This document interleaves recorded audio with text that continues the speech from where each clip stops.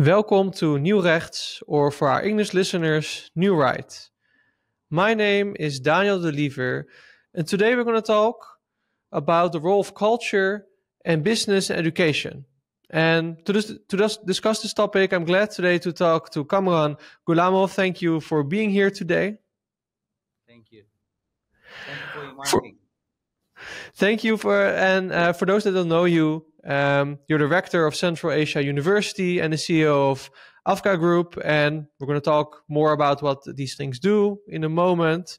But maybe we can start with a short introduction from your side to tell us a little bit more about your background.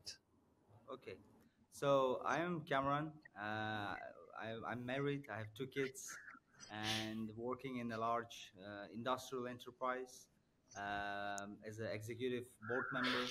So we mainly do manufacturing, but another new industry that we are now developing is healthcare and education, because healthcare cannot exist without education, because in Central Asia there's a big demand for medical staff and leadership teams.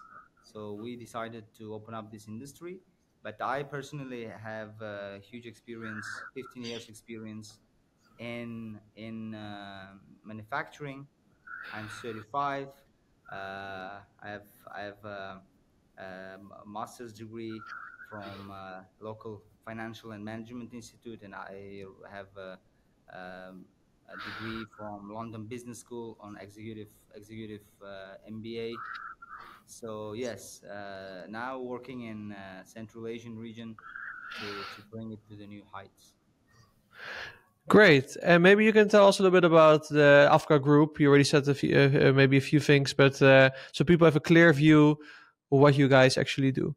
Yeah, AFKA Group is the biggest private company in Uzbekistan, and they have different industries. The first industry that we are in for last 25 years is production of construction materials, and another business is construction, another business is consumer electronics, another industry that we are busy with is hospitality and entertainment.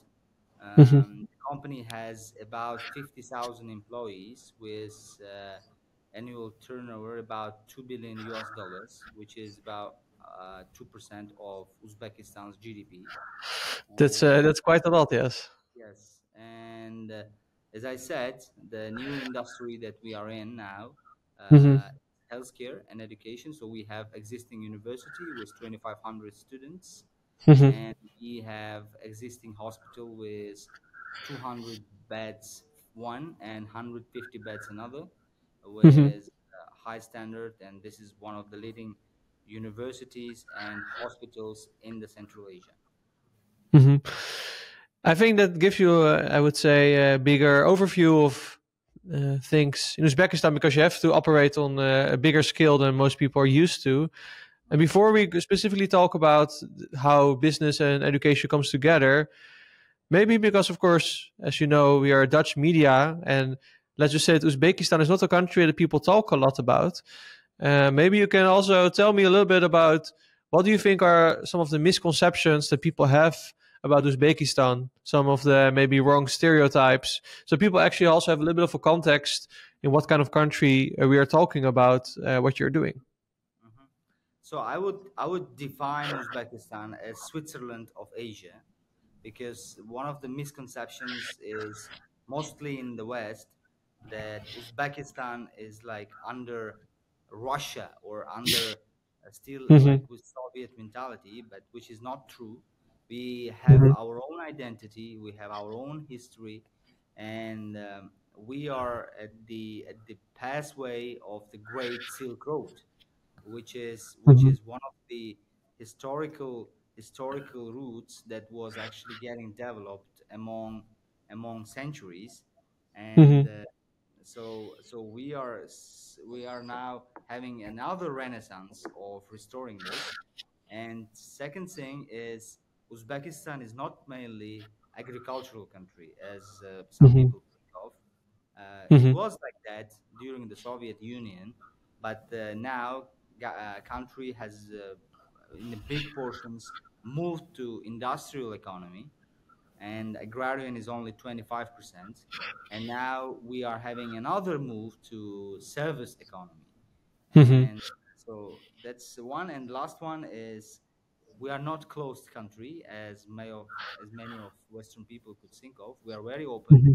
More than 100 countries can enter Uzbekistan without any Hmm. visa, and we are open for business. We are open for trades. We are open for knowledge exchange. Hmm. It's that's a good point. For people that don't know, I visited Uzbekistan last year, and I was also pleasantly surprised as someone who didn't know much about Uzbekistan how open the society was, even if you're there as a foreigner who doesn't speak the language. So that's a good point. And when you talk about this culture, this is of course very important in education. When we were talking beforehand, this is something I also got very much from your view of education.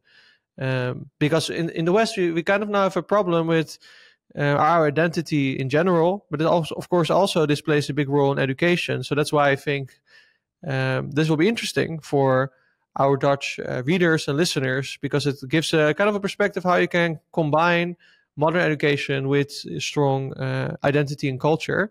So to get into that, let's start from the beginning. How did you get involved with Central Asia University? Mhm. So, as I said, I was largely operationally involved in manufacturing. Yes. And, for me personally, as I'm still young, I consider myself still young because I'm under 40. I couldn't see enough growth in that Mm-hmm. industry because when I was starting the industry, this career opportunity, most of the things had not been developed, but we did over the last 10 years. Me and my team, we did Mm-hmm. open more than 20 different factories and became a symbol of industrialization of the country. Mm-hmm. And I have a strong recognitions then from the government. But then, as a young entrepreneur, you look Mm-hmm. for new paths of the growth. And Yes. so I was observing that our company was entering to this industry because it also comes with social responsibility of the company. You can't keep producing, or you can't keep, you know, printing money. Mm-hmm. Sometimes it was a time to give it back, and the Mm-hmm. company with its founder was at the face of that giving back kind of social responsibility thing. And the board decided that we are entering this education and the healthcare, Mm-hmm. and I was actually one of the candidates to lead this direction because Mm-hmm. because as I'm uh, much younger than most of the executive team, I'm closer to the young generation. I understand the trends, and I Mm-hmm. can manage to embed important things on their development so they can do significant contribution for their society in the future. And then, so I was offered this opportunity, and I took it. That's uh, that's great. And yes, I think the connection you're talking about with what's going on now is very relevant, because Yeah, times definitely are changing. And as you're saying yourself, if Uzbekistan is moving and industrializing and actually now also moving more towards the service economy, that's definitely yeah, going to have a big impact on how you educate people as well. yeah. So, what would you say? What's the vision of Central Asia University and of you on how a university should function, or higher education in general, how it should function? Um, so Daniel, the challenge is, I'm from the day one. Yes. uh, we are not dreaming to become Harvard or Stanford or whatever it takes, right? I mean, we have to be realistic. I mean, Hmm. that's different story they have, and we have our own story. Yes. So first, we have to look back on the history, because during Hmm. the Soviet and even before the Soviet, Uzbekistan was a center of science. So if you go to Samarkand, You see Yes. a lot of architectural buildings where in 15th century, uh, Mm-hmm. most of the kings and most of the government was really investing a lot for science. And during the Soviet, Uzbekistan and particularly Tashkent was the cultural center and educational center. We had a lot of cultural events happening in the city. We had a lot of universities, campuses in the city, which Mm-hmm. still exists. But for different reasons, we've lost it. And now it's going to be restored. And we took this pathway as the future. So, I mean, we don't have to be a Harvard, but we can be the best on preparing our own people for Mm-hmm. the prosperity of Central Asia and Mm-hmm. Uzbekistan in particular. But my view on that is you cannot do it in a Mm-hmm. traditional way. It's not that I don't trust the traditional so-called academic way. Of course, it's Mm-hmm. strong. Of course, we have excellent graduates from different universities around the world. But I still believe that we can still do good, and there is Mm-hmm. still room for improvement for academic point of view. But Mm-hmm. I think modern education lacks a very important things like social skills. You know, Mm-hmm. it's maybe too general, but what I mean by social skills is even though you have deep understanding of certain subject, it could be anatomy, biology, or finance, whatever it is, but if you don't have a social skills, Mm-hmm. or how we now call it soft skills, uh, Mm-hmm. you are useless, like even in the society, because you have to exist in the society. You come to the office, you can't be just a nerd and do things that nobody asks you to do, right? So you have Mm-hmm. to communicate, you have to negotiate, you have to collaborate, and you have to be open minded. So I think together with this, there is a traditional values where you should stay loyal to in order not to lose your identity. So I think these things, there is a really big lack. There's a big Mm-hmm. lack that young generation is not getting taught to this.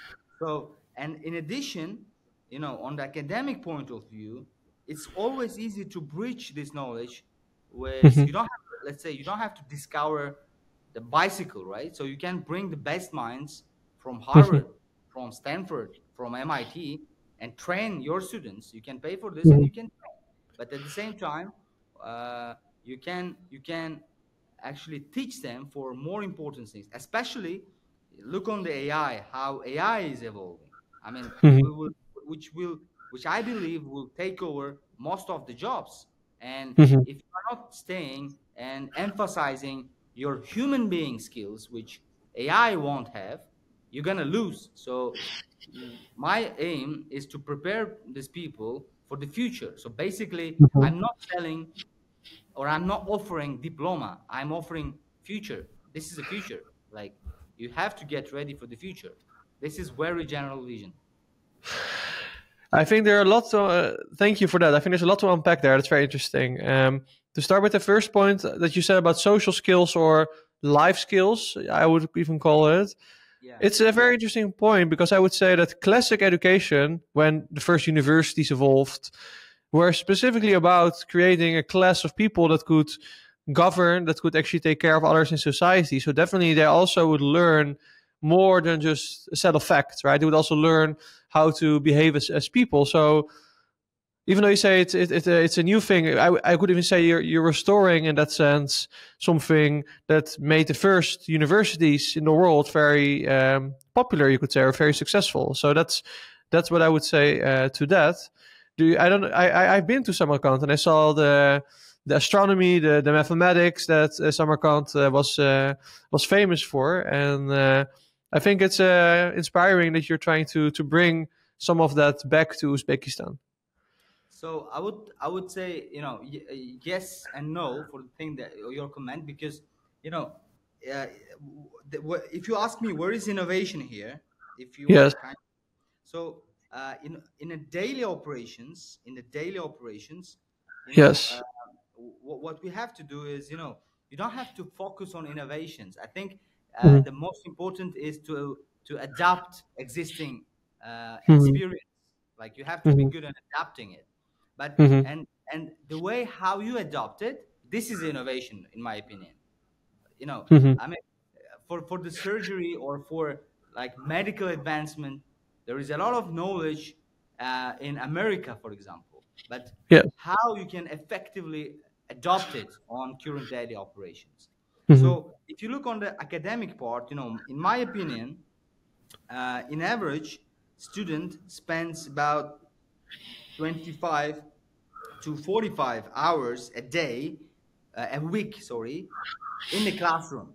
And I don't Mm-hmm. believe that it's efficient. They can be sitting in the classroom and learn some social behavior stuff, like Mm-hmm. listening from the lecturer about social behavior. And I don't believe that is efficient enough. So what I'm gambling with, I'm actually decreasing the hours they spend in the lecture room, and I'm pushing them out for different Mm-hmm. activities, offering them as different electives. So, Mm-hmm. for example, if they want to be a volunteer at some Mm-hmm. event or on some social initiative, they can get grades for this. They can go Mm-hmm. play football, they can go play volleyball, and Mm-hmm. if they do achievements, they get grades for this. They can go, for example, we speak about finance, right? So finance is Mm-hmm. everywhere. You also have your own finance. You have to manage your finance, otherwise you can't Of course. really stay sustainable, right? And there is no point sitting in the class and asking some questions from the lecturer or to get some advice on your personal finance control. And instead, we are offering the cash flow game, which is invented Mm-hmm. by Robert Kiyosaki, where students actually playing it and learning their, like increasing their financial skills to managing their Mm-hmm. finance, even though they're doctors or engineers, whatever it is, they need these skills.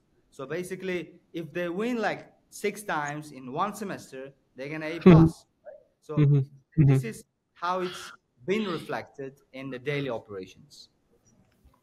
That's interesting. That reminds me a little bit of like the guild systems, right? Where it's about practical skills, actually going out there.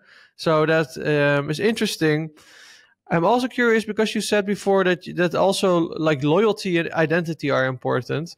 Um, from the Dutch context, identity itself is now, let's say, confusing for most people to what that might mean. And loyalty is definitely not something you see anymore, right? You see in the West, you see less loyalty to partners, to family, to also employers, etc. So it's interesting to hear your perspective. Why is loyalty and identity important? And maybe you can give me some practical examples as well. Mhm. So yeah, so identity, values, and loyalty, I think it's one of the important fractions of prosperity, because if you have a very great success Mm-hmm. and if you don't have people to share it with, or if Mm-hmm. you don't have community to share it Mm-hmm. with, do it for, it doesn't make sense, right? So you lose the sense. So Yes. basically, one nice example could be is about loyalty. So Mm-hmm. if you look on our group of companies, so Mm-hmm. loyalty is a thing that, so average time of employees working in the company, it exists 10 years. So it's more than 10 years an average time. So Mm-hmm. because everybody treated as one family. So basically, what you are doing is not, you are not doing it for your personal benefit only, but what you are Mm-hmm. doing could have consequences for your colleagues. So you work in a team and you're responsible equally for the end result. Even if it's sales, you're gonna be responsible. Even if you are in accounting, if sales is failing, because you are not helping each other. So Mm-hmm. then it actually gives you a sense of belonging, which ignites ignites the loyalty, and then how you, this is the one of the secrets that we grow up company from 10 people to 50,000 people, because we train them to be loyal and to give them the sense of belonging. Another thing is a good example is, for example, we have a traditional dish. It's called osh or kof, which Yes. Very tasty. it's cooked every Thursday, Hmm. and Thursday is a day where all the family gains around osh or plov during the middle of the week to do the Hmm. catch up, to talk about problems, to talk about progress, and so on, and have this discussion. So basically, it puts together friends or parents with kids, or uh, parents with all kids, or with everybody, and woman and house, your mother or your wife should be cooking this as a sense of uh, let's say doing something good for for the family. So most of the young ladies in at the age of from 16 to 25, they don't know Hmm. how to do this. So we have a special classes in the university where we teach the girls to cook it, because Hmm. it's a traditional thing. So if you want to keep them living, by the way, plov is actually in the UNESCO list as a worldwide heritage. So, I mean, we teach the girls to do that so Hmm. they can remember who they are. Like, Hmm. Hmm. even though sometimes some traditions doesn't make sense, but it reminds you who you are. And it's so important to understand who you are. And this is all about identity. I can give you a million examples of it, but this is kind of It's a good example. Um, I think what some people might ask, right? Because the Netherlands is kind of egalitarian society. So I definitely think I will get the question. Okay, so why should only girls learn to cook this? So maybe you have your answer why this is specific. mm. No. Look, so of course that dish can be cooked by the boys as well. But Hmm. boys, we're offering them other activities to learn. Hmm. Like for example, there is a volunteering, let's say, to put up the trees. Like we are putting up about 100 trees every season. So we ask boys to do a garden work, because the most of the garden work is done by boys. So there is a saying that they are taking care of their house. I mean, because most of Hmm. the people, they live in the house, not in the apartment, so they are taking care about garden. So it's a man's job, and they do it. Like, this is kind of approach. But of course, this cooking classes is also open for the boys, and there are the Hmm. boys also cooking it. I can cook this dish. I mean, yeah.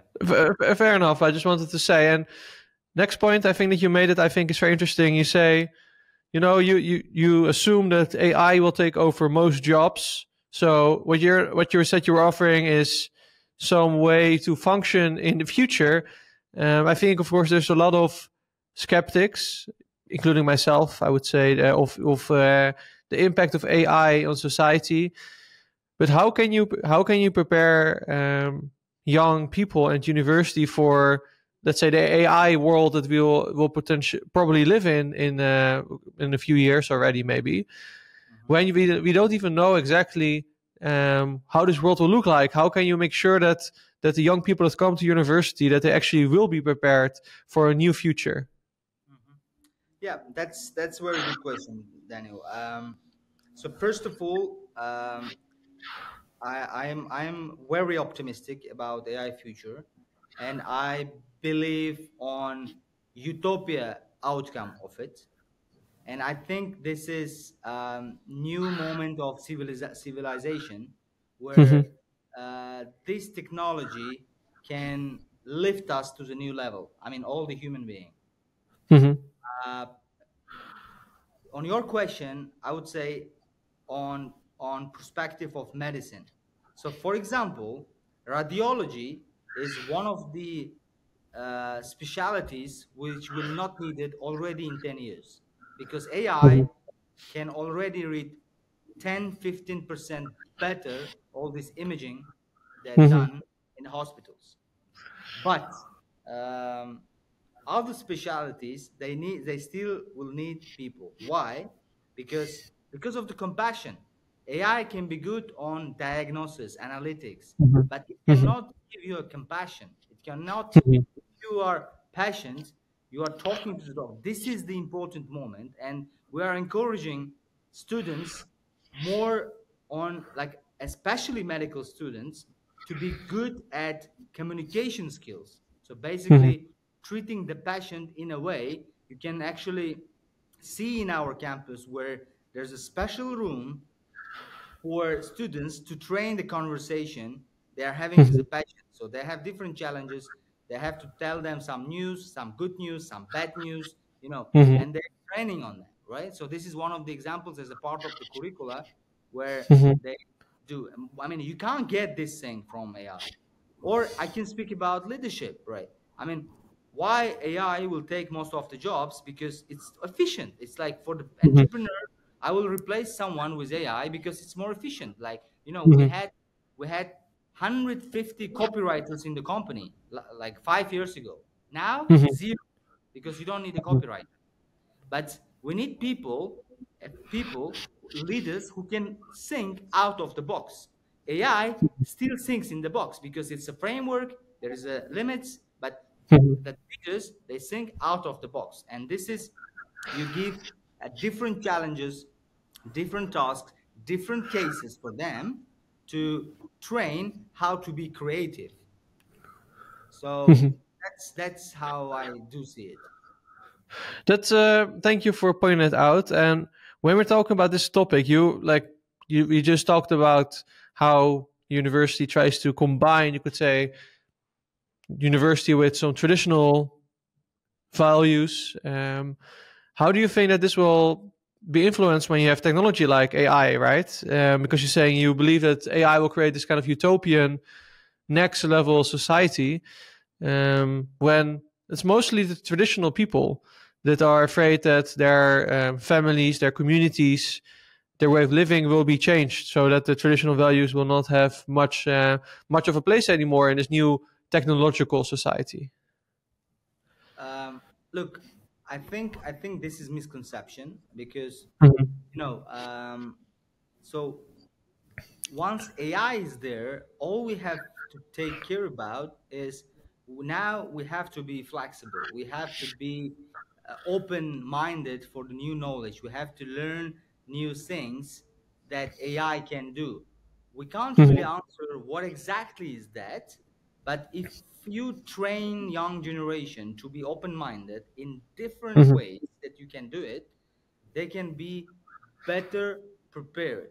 But when it comes to values, again, even if you are living in utopia or in technological world, you know, we still have to coexist. We still have some disputes, and we still will have some beliefs.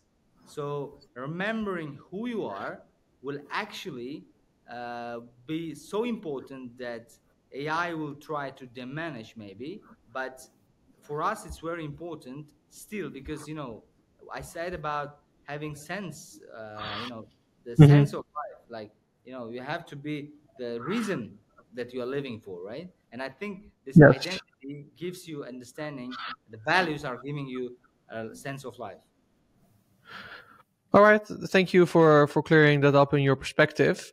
I think another interesting thing that we talked about before this conversation was how you how you want to work together with other countries to make this happen.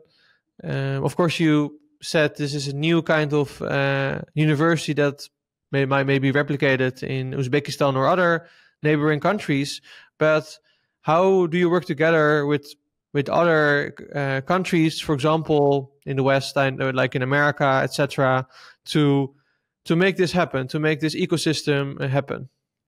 So if we are speaking about medicine, Hmm. so we have agreements with top US hospitals to bring their knowledge in. So it's more collaboration or franchise, you name it, where we bring their people, we bring their systems of treatment, we bring some training from them, and we combine it with what we have and taking the best of this medicine, and also IP story.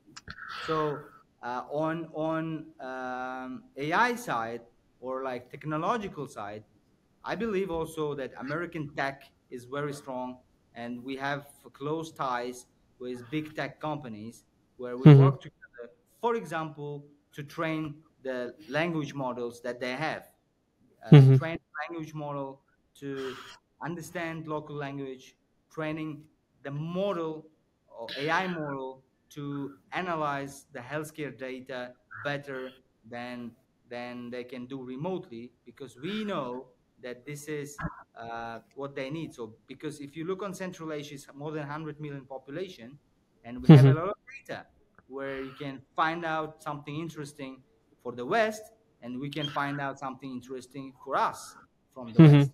So Win-win situation. win-win situation, exactly. And then, yeah, on the architectural side, we are working closely with UK companies, even with US companies, to do a best of the architecture, because they have more experience, Mm-hmm. um, more, let's say, safety understanding, more quality understanding. So we are trying to reflect it also in our buildings. Mm-hmm. All right, that I think it gives a good overview. I'm also curious. The way you're describing your education, I assume that there are many people from the Netherlands and other Western countries that will be listening and will be thinking this is very different from how education works over here. So what would you say? What can the Western education learn from your approach to improve our own education in some sense?